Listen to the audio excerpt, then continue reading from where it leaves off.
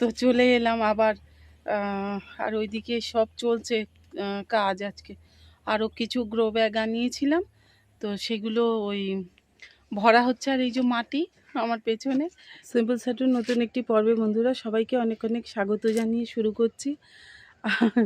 আজকে মেনলি গাছকে মানে শীতের গাছকে কতটা পরিমাণে জল দেব সেটার উপরেই ভিডিওটা। তো বন্ধুরা আশা করছি পুরোটা দেখলে আপনারা অনেক উপকৃত হবেন, ভালোও লাগবে।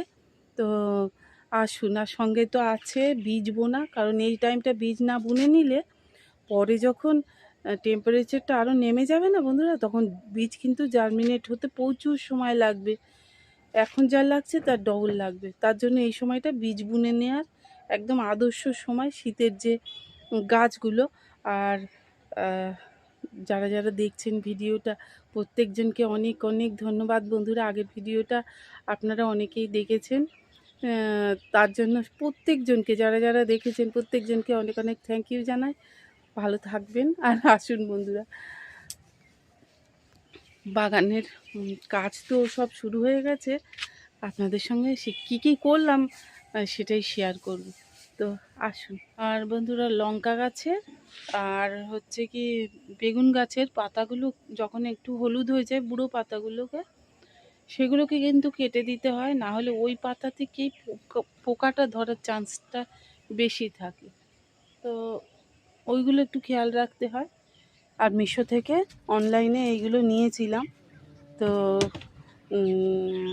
এগুলো বেশ সুন্দর, দেখুন চড়া চড়া, মুখটা খোলা। এই জন্য আমার ধনিয়া আর পালং এইগুলোতে দেব। এই দেখুন,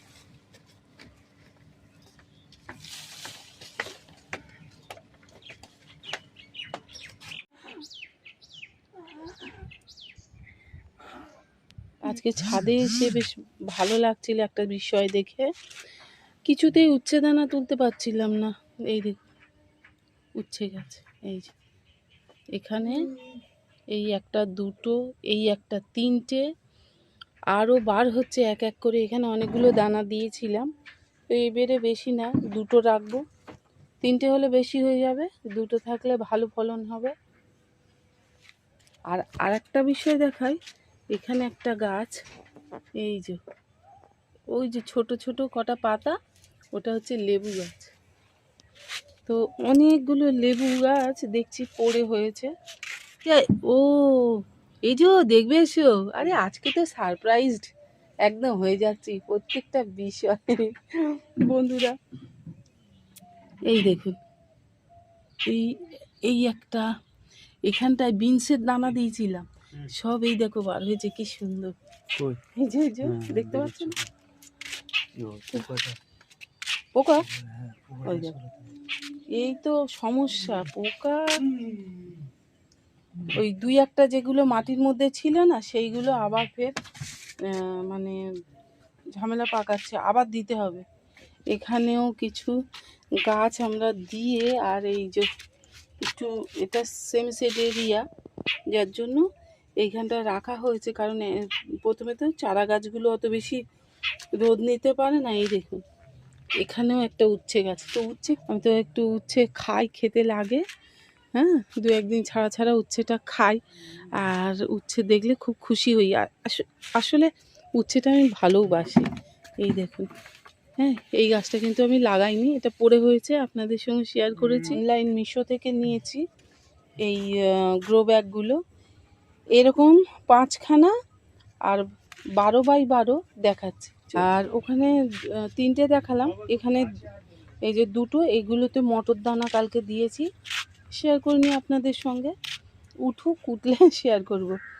আচ্ছা, ওই গোল মানে 5টা, এই যে গোল গোল, আর এই ধরনের 12x12, এইটা 5খানা, মানে পার পিস পড়েছে 25 টাকা 80 পয়সা করে। আমি হিসাব করে দেখলাম 258 টাকা, টোটাল 10খানার দাম। মিশো থেকে নিয়েছি। আমার লঙ্কা গাছগুলোতে অলরেডি দেখুন লঙ্কা ধরছে, মানে প্রত্যেকটা, আর কি সুন্দর ঝাড় ঝাড় মতো হয়েছে, বেশ ভালো লাগছে। আর সত্যি বন্ধুরা, অনলাইনে সব কিছু খারাপ হয় না, তবে লাকিলি হয়তো আমি পেয়ে গেছি এই দানাগুলো, এটার বীজ করব বলে রেখে দিয়েছি। তো এটা পাকিয়ে যখন একটু হলুদ হলুদ কালার আসবে তখন ওইটাকে পেড়ে আর দানাগুলো বার করে আর শুকনো করে নেব। বন্ধুরা, একটা ড্রাগন হয়েছিল, তো সেটাকে আপনাদের দাদাকে বললাম যে একটু তুলে দাও, তুলে না নিলে পাখিতে সব খেয়ে নিয়ে চলে যাবে। কি সুন্দর আর বেশ বড় হয়েছে। এই দেখ, এখানে সব পালং শাক উঠেছে, একদম ধনিয়ার নামগন্ধ নেই। আপনাদের দাদাকে আমি বলেছিলাম একটু উচ্ছে আনতে, উচ্ছে মানে খাবো। দুদিন আগে খাওয়া হয়েছে, 2-3 দিন আগে খেয়েছি। তো সপ্তাহে চেষ্টা করি 2-3 বার, 2বার খেতে, 3বার নয়, খুব বেশি ভালো না। তো যাই হোক, এই গাছটা না প্রায় কেমন জানি হয়ে গেছিল, এই আবার দেখছি শীতটা পড়তে সুন্দরভাবে আবার গ্রো করছে। তো এখানে আছে, আর একটা জায়গায় আছে, আপনাদের দেখাই, চলুন।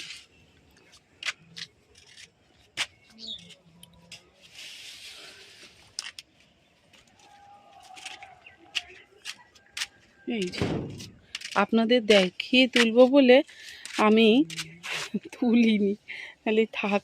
এই দেখুন, তো এই একটায় আমার হয়ে যাবে। এরা আবার উচ্ছে এত পছন্দ করে না। হ্যাঁ, আমি খাই বেশি, ভাজলে খাই, আর সেদ্ধ দিলে খেতে চায় না, তো আমি সেদ্ধ দিয়েই খাই বেশি। তো আছে আরও একটা, আছে এর মধ্যে খাওয়ার মতো হয়ে আছে। এই যে দেখাই, কোন দিক থেকে দেখাই, এই যে এই যে এই যে এইটা। তো এইটা আর একটু বড় হোক, তারপরে তুলব। আর অজস্র ধরেছে ছোট ছোট এই ওপর দিকে। তো যাক, মানুষটা কি নিয়ে আসছে গাছের জ্বালায়, তার অবস্থার শেষ নেই। দেখুন,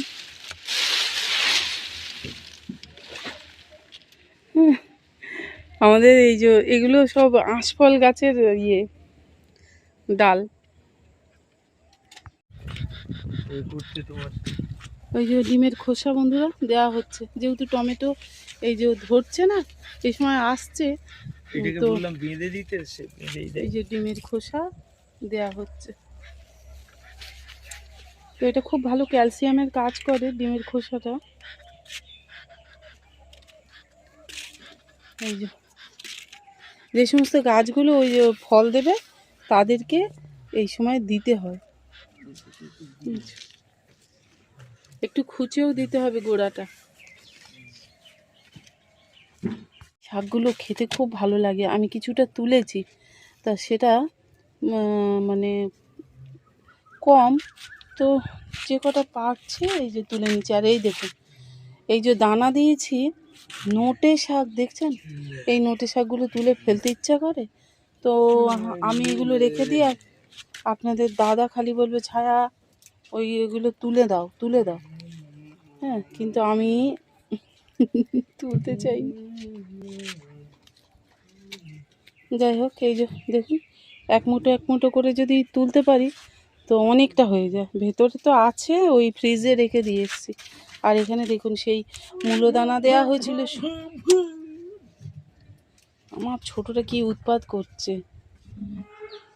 আর এখানে বন্ধুরা ওই যে সমস্ত কলার খোসা, পচা ভাত, 2-3 দিনের ভাত, ফ্যান আছে, আর সবজির খোসা টোসা আছে, এই সব মানে সপ্তাহখানেক মতো এইভাবে ভেজানো ছিল, এইটাকে জল মেশানো হলো।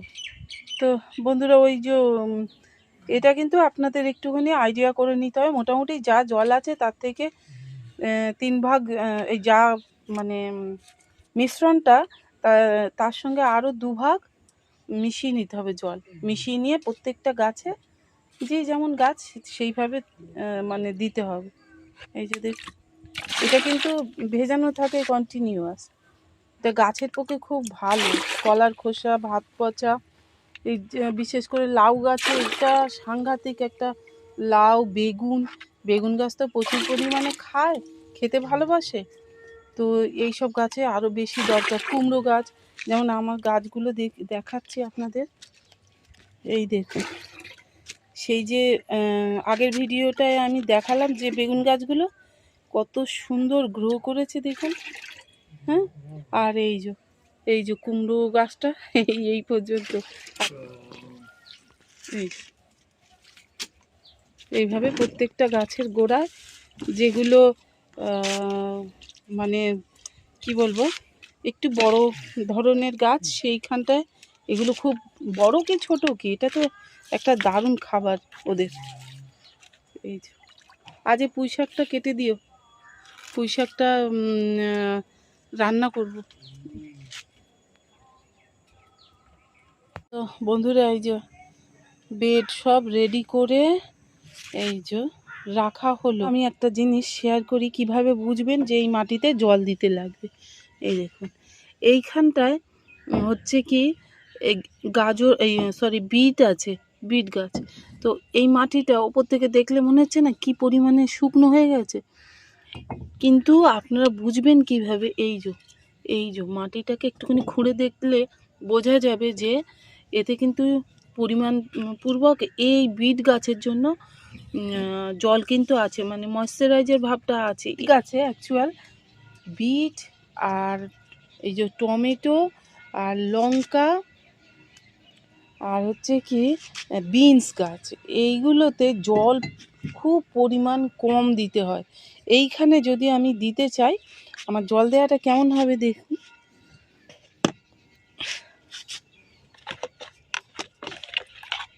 তো এই বিট গাছে যখন আমি জল দেব, তখন জলটা এইভাবে ওপরের জাস্ট এই গাছের ওপরেই দেব আমরা। এতে করে গাছে পোকা লাগাটাও যেমন কম থাকবে, গাছও খুব ভালো হবে। তো এইখানে জলটা এইভাবে ছড়িয়ে দিতে হয় হাত দিয়ে। হ্যাঁ, আর লঙ্কা গাছেও কিন্তু ওই যে ওপরটা শুকিয়ে যাবে, আপনারা একটু খুঁচিয়ে দেখে নিতে হবে যে লঙ্কা গাছে সত্যি জল দেওয়া দরকার কি। লঙ্কা গাছেও কম দিতে হয়। আর টমেটো গাছেও যদি বেশি জল দেওয়া হয়ে যায়, তখন কিন্তু টমেটো গাছ কুঁকড়ে যাবে। অ্যাকচুয়াল পাতা কোঁকড়ানোর এইটাই হচ্ছে একটা ব্যাপার, জলের পরিমাণটাকে ঠিক রাখতে হয়। তো এই মাটিটা দেখুন, অন্যান্য বেডের থেকে এই মাটিগুলো ড্রাই। এই যে আমি এখানে একটু শেয়ার করছি, এই যেমন ধনিয়া এখানটা আছে, ধনিয়া আর মটরশুঁটি, যেটা কড়াইশুঁটি বলা হয়। দেখুন এই বেডগুলো কিন্তু জল আছে পরিমাণপূর্বক। এইখানটায় কিন্তু একটু মানে ভাবনা চিন্তা করে নিতে হয়। ওই জন্য অনেকে গাছ নষ্ট হয় এই কারণে, মানে ঠিক বুঝতে হবে। আর এই চারা গাছগুলো যখন আমরা দিচ্ছি না বন্ধুরা, তো এদের যখন জল দেব, ওই বসানোর সময় জলটা একটু বেশি করে দিয়ে দিতে হয় মাটিতে, যাতে ময়েশ্চারাইজার থাকে। আর যখন দেখব একটু ড্রাই হয়ে গেছে, এখন কিন্তু এতে শীতের সময় তো এখন 4-5 দিন জল না দিলেও চলবে, কিন্তু 4-5 দিনে এই যে এদেরকে যখন জল আমার একটু লাগবে না, তখন এখন তো কুয়াশা আছে, আমি বেশি জল দিচ্ছি না, জাস্ট এই যে উপর থেকে একটুখানি জল ছড়িয়ে হাত দিয়ে ছিটিয়ে দিতে হবে। তো এই হচ্ছে ব্যাপার। পালং শাকেও কিন্তু যখন ছোট অবস্থা, তখন এই যে না বুঝে যদি জল বেশি দেওয়া হয়ে যায়, তখন কিন্তু পালং শাক এইভাবে নষ্ট হয়ে যাবে। তো যখন চারা গাছ থাকে, তখন কিন্তু ওই ওপর থেকে জল হাতে করে একটু ছড়িয়ে দিতে হয়। এটা হচ্ছে শীতকালের একটা মানে ব্যাপার। যেখানে আমরা দানা দিয়েছি বন্ধুরা, ওপরের মাটিটা কিন্তু দেখবেন সূর্যের তাপে শুকিয়ে যাবে। তখন ওই প্রথম অবস্থায় দানা দিয়ে একটু বেশি করে জল দিতে হয়, দিয়ে তারপরে জল কিন্তু ওই যে স্প্রিঙ্কেল করে এরকম করে ছড়িয়ে একটু দিতে হয়, বেশি না। আর গাছ যখন উঠবে, চারা গাছ থাকবে, তখন কিন্তু ওই অল্প জল। আর একটা ব্যাপার বলি, এই যে কপি, তারপরে ফুলকপি, বাঁধাকপি, ওলকপি, এই গাছগুলোতে আবার জল একটু বেশি দিতে লাগে। এই আর বেডের পরিমাণের উপরে নির্ভর করে জল আপনি কতটা দেবেন। ছোট বেড হলে তাড়াতাড়ি শুকিয়ে যায়, তখন কিন্তু একটু ঘন জল দিতে হয়। আর বেগুন গাছেও কিন্তু ওইরকম একই প্রসেস। বেগুন গাছে বেশি জল দিলে বেগুন গাছও নষ্ট হয়ে যায়। তো এইগুলো একটুখানি বুঝে নিয়ে করতে পারলে বাগান দারুণ সুন্দর হয়। এই দেখুন আমাদের সব আপনার দাদা সেই বেগুন গাছ যে নিয়ে এসেছিল 15 টাকা করে পার পিস, আমি আপনাদের সঙ্গে ভিডিওতে শেয়ার করেছি। তো সেইগুলো দেখুন কি নাইস হয়েছে। এই পুঁই শাকটা কাটার জন্য আর খাওয়া হচ্ছে না, অথচ বিটুলিগুলো কিন্তু বেশ ভালো হয়েছে দেখুন। এই যে যা হয়েছে ছোট্ট একটা গামলার মধ্যে অনেক হয়েছে বন্ধুরা। আর বন্ধুরা আজকের ভিডিওর কোনো অংশ যদি আপনাদের উপকারে লাগে, ভালো লাগে, তো লাইক কমেন্ট শেয়ার করতে ভুলবেন না। টাটা বন্ধুরা।